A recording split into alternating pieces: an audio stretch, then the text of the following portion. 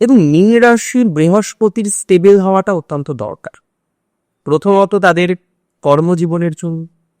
কারণ বিগত 2.5 বছরের মধ্যে আমরা যে ট্রানজিটগুলো বারবার দেখেছি, সেখানে আর যাই হোক আপনার প্রফেশনাল লাইফ কিন্তু বারবার নড়বড়ে হচ্ছে।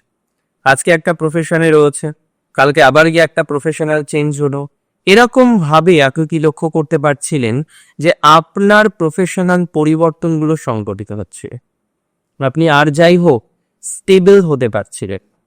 বৃহস্পতি 4th হাউসে থাকার ফলে আপনার স্টেবিলিটির মাত্রা কিন্তু বাড়বে, এতটুকু সিওরিটি দিতে পারে।